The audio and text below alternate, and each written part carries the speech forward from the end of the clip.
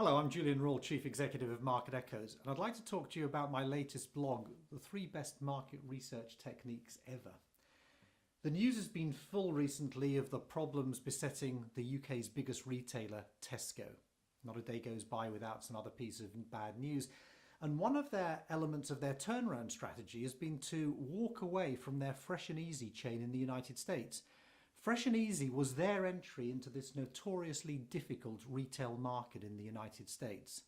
So why would a company so attuned to customer insight seemingly get it so wrong at a cost of £3 billion? Well, recently I was looking at some documentaries about Fresh and Easy, and one of them was a walk away documentary, and it talked about how Tesco had done so much market research in terms of researching the market for Fresh and Easy.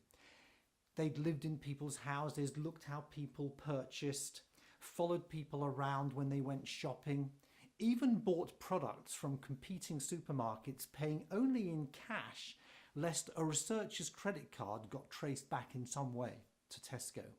It was an A to Z of market research, yet Tesco is now walking away from it.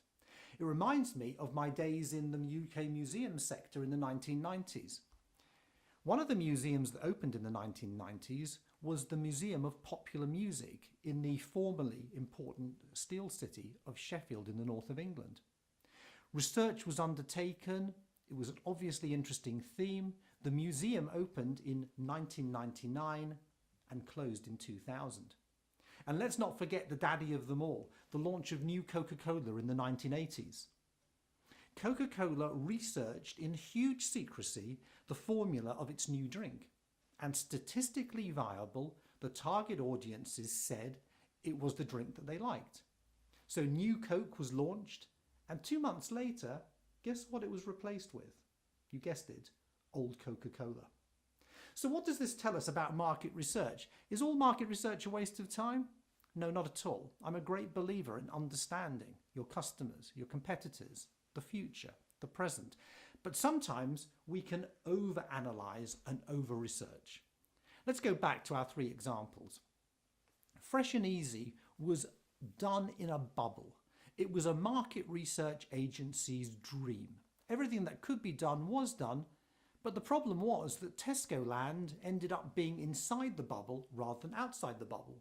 And when Tesco walked away, what did those in the know say? They said it was the wrong product in the wrong size store. Now, let's go back to the Museum of Popular Music in Sheffield. The problem was that people wouldn't travel very far to visit Sheffield, and Sheffield didn't have a big enough population to sustain the venture. So it failed.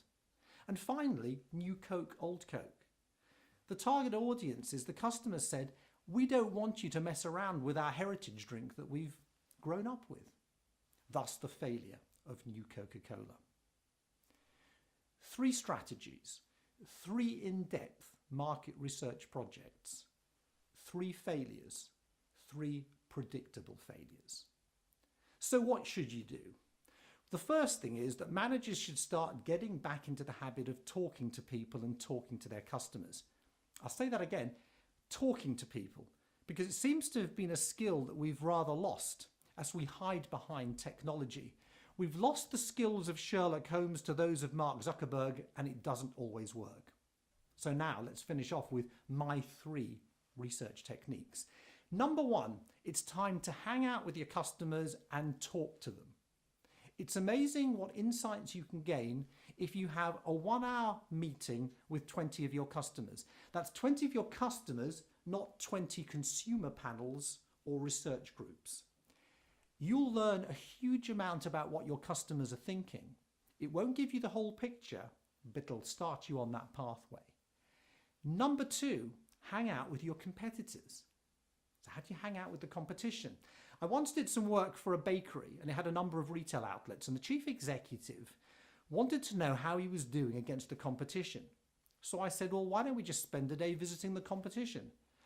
So we wandered around looking at competitor retail outlets, we bought products, we sampled them, we looked through shop windows, and at the end of the day, he didn't know everything, but he certainly knew where was he stronger than the competition and where was he weaker than the competition. And number three, hunches are things to be looked after. Hunches can be really important.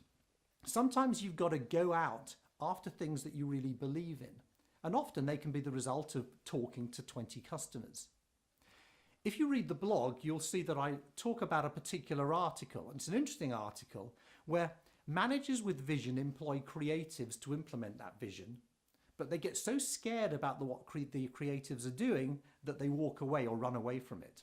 There's a great quote, and it says something like this: "It starts off as a poem, but then it's analysed and overanalyzed until it's no longer a poem anymore."